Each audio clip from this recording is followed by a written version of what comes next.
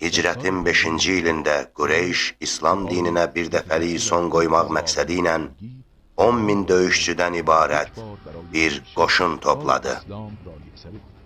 Mədinəni müşriklərin birbaşa hücumundan qorumaq üçün şəhərin ətrafında xəndək qazıldı. Şəhərin mühasirəsi uzun sürdü.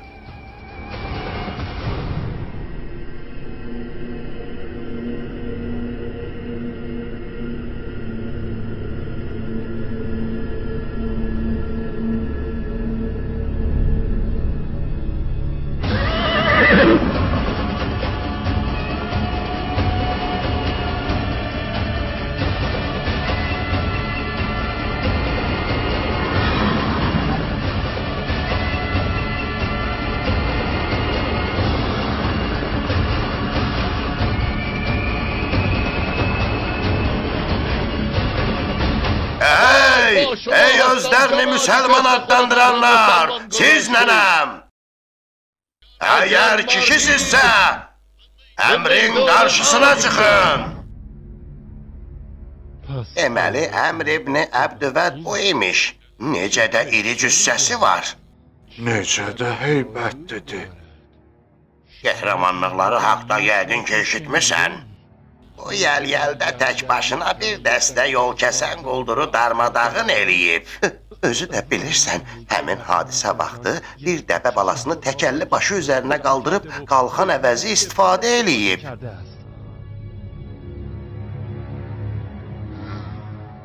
Bu adamın qarşısına çıxmayın. Onun qarşısına kim çıxsa, canını əldən verəcək.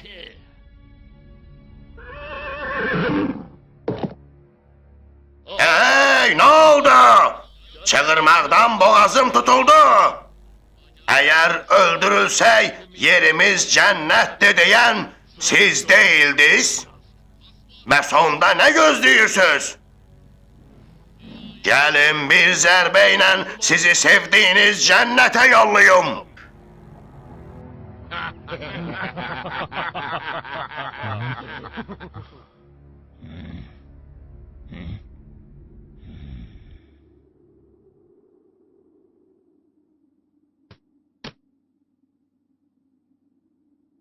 Aranızdan kim qalxıb bu müşrikin cavabını verər?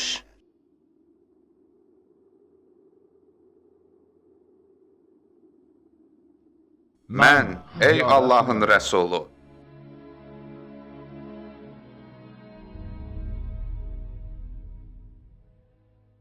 Bəli, yenə də Əli ibn Əbu Talib. Peyğəmbərin çağırışına cavab vermək istəyən yeganə adam. Peyğəmbərin ürəyi döyünməyə başladı. Həqiqətən Əlini çox sevirdi. Bilirsən ki, bu əmrdir, Əlican. Hətta əmr də olsa belə. Yaxın gəl, Əlican.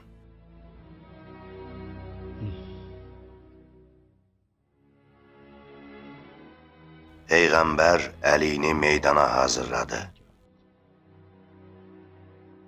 Əmmaməsini onun başına qoydu və onun üçün dua elədi. Peyğəmbərin bütün ümidi o idi. Allahın dininin bütün ümidi o idi. Bütün iman o idi.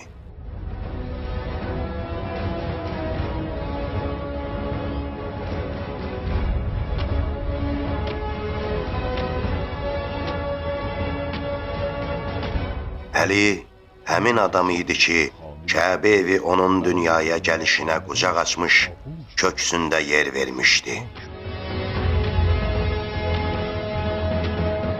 Həmin adam idi ki, heç kəs Peyğəmbərin Peyğəmbərliyinə inanmadığı bir vaxtda tək tənha onun yanında dayanmışdı.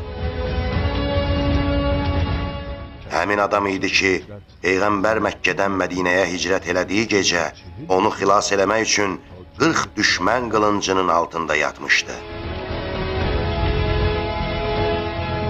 Ühuddə Peyğəmbərin müqəddəs canını qorumaq üçün 70-dən çox yara almış, Amma təslim olmamışdı. Sən bir ora bax, əmr. Deyəsən axır ki, sənə rəqib biri tapıldı.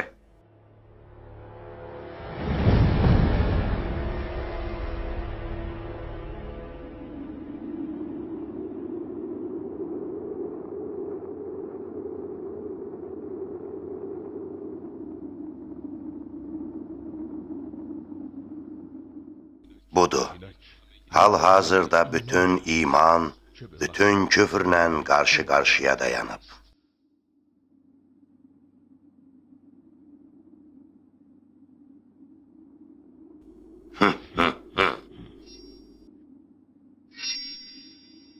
Əsrətin sona çatdı, ərəb.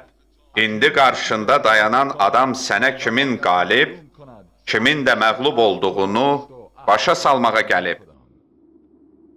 Sən kimsən, cavan oğlan? Olmaya əmri tanımadığın üçün belə cəsarətli danışırsan. Ya da bəlkə böyüklərin sənin nadanlığından sui-istifadə eləyib səni ölümə göndəriblər. Mən Əliyəm, Əbu Talibin oğlu.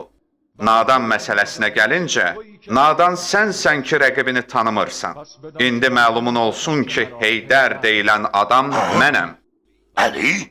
Heydər-i Kərrar? Sən həmin adamsan ki, əhd eləmisən, kimin səndən iki istəyi olsa, ən azı onlardan birini yerinə yetirəcəksən? Bəli.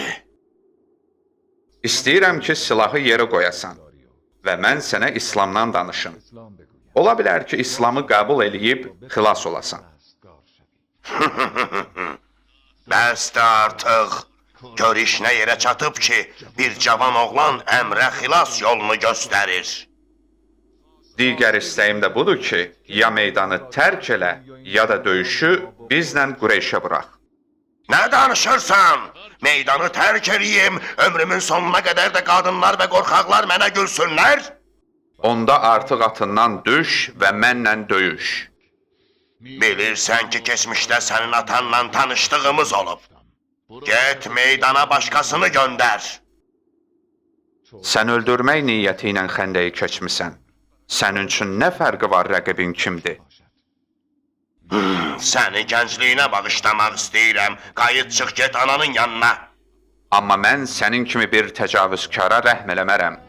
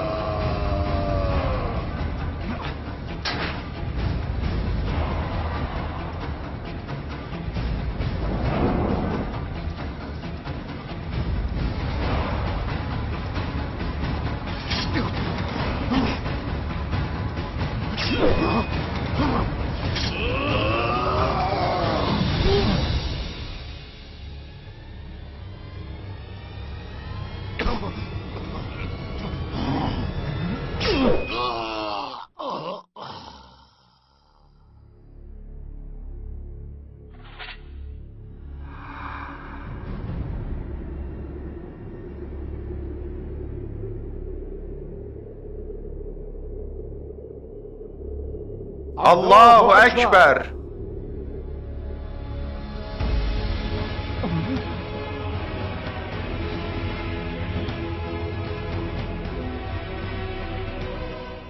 Əlinin bugün vurduğu bu zərbə bütün insanların və cinlərin ibadətindən üstündür.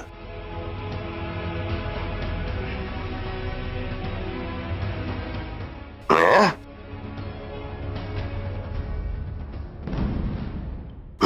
Qaçın! Tez! Şücaət və cəngavərlik Əli ibn Əbu Talibin əzəmətli varlıq dəryasından bir damla idi.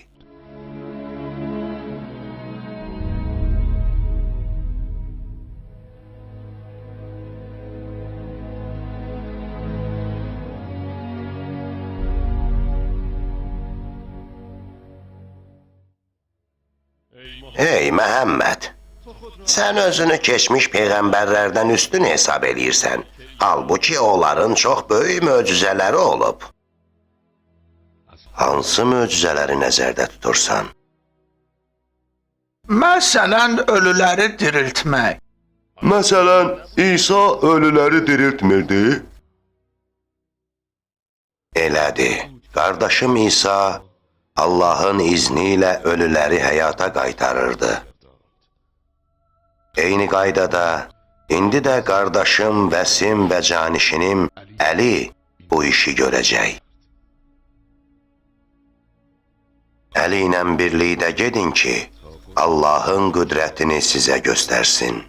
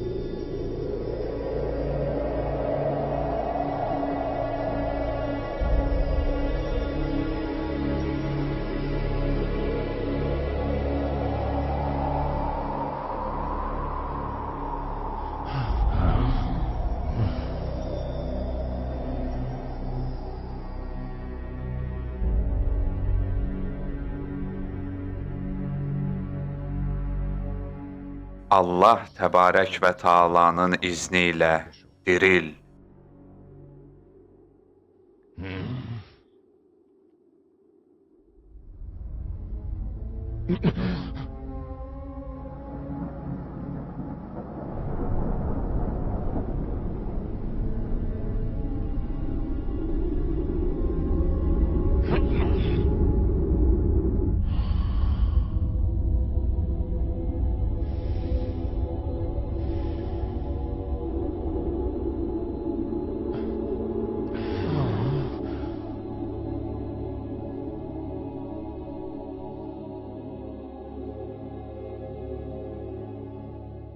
Salam olsun Allah bəndəsinə. Və Allahın salamı olsun möminlərin əmiri Əli ibn Əbu Talibə. Etiqadının nəticəsini necə gördün, mömin? İman gətirib doğru yolu tapdıqdan sonra nə badə küfrə düşəsiz. Mən Yusif ibn Kəbəm, Uxdud səhabələrindən. Allah 300 il bundan əvvəl məni öz yanına çağırıb. Peyğəmbər dəfələrlə Əlini öz vəsisi və canişini olaraq tanıtdırıb. Peyğəmbərin ömrünün sonuncu ili, sonuncu həcc ziyarətindən qaydarkən, bu dəfə Qədirxum çölündə Allah bir daha Əlinin rəhbərliyi məsələsinin bütün müsəlmanlara elan edilməsini göstəriş verir.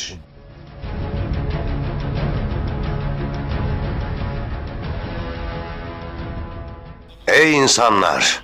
Sizin özünüzə özünüzdən daha üstün olan kimdir? Bilin ki, mən kimin mövlasıyamsa, bu Əli də onun mövlasıdır.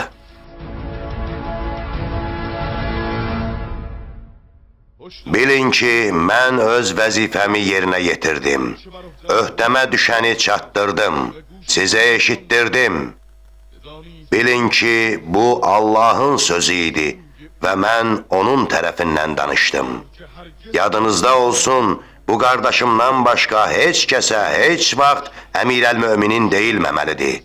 Unutmayın, məndən sonra möminlərə ondan başqa heç kəs rəhbərlik eləməyə layiq deyil. İlahi, onun rəhbərliyini qəbul eləyəni sev. Onunla düşmənçilik eləyənə düşmən ol. Onun dostuna kömək ol. Onu tənha qoyanı tənha qoy. Beləcə bəşəriyyətin ən böyük bayramı yarandı. Çünki həmin gün insan cəmiyyətinin hidayət yolunu qiyamətə qədər işıqlandıran günəş kimi parlaq bir çıraq yandı. Bu günəşin bir-birinin ardınca 12 doğuşu oldu. Bəzi insanların qəfləti və uzun illər yol verdikləri çirkin davranışlar sonda bu günəşin üzünə tozlu qeyb pərdəsi çəkdi. Amma bu günəş haqq və həqiqət yolunu axtaranlara daim istilik bəxş elədi. Nəhayət gün gələcək, bu pərdə yırtılacaq və həqiqət günəşinin çöhrəsi bir daha şəfəq saçacaq və o gün yaxındır. Oğuc Uşaq və Yeniyetmə Mərkəzi. Bütün iman. Yazıcı və rejissor Seyid Mustafa Hüseyni. Personajların dizaynı, hekayə lövhəsi, tərtibat və animasiya açarları Seyid Mustafa Hüseyni. Yardımcı dizaynerlər Əli Miri, Xosrov Tufan, Məsha Əmiri, Şima Pişvaniya, Davud Nəcəfzadə, Seyid Mustafa Rəzəvi. Rəng açarları və fon tərtibatı Əli Miri, rəng tərtibatı Məryəm Səmii, hekayə xəritəsi, kompozisiya, quraşdırma və montaj Seyid Mehdi Hüseyni. Filmi dublyaj etdilər Mahir Mirişli, Fərid Abdullah. Musiqi seçmə. İstehsalın direktoru Əli Miri. Layihənin icraçısı Nimkət Animasiya Studiyası. Oğuc Uşaq və Yeniyetmə Mərkəzi.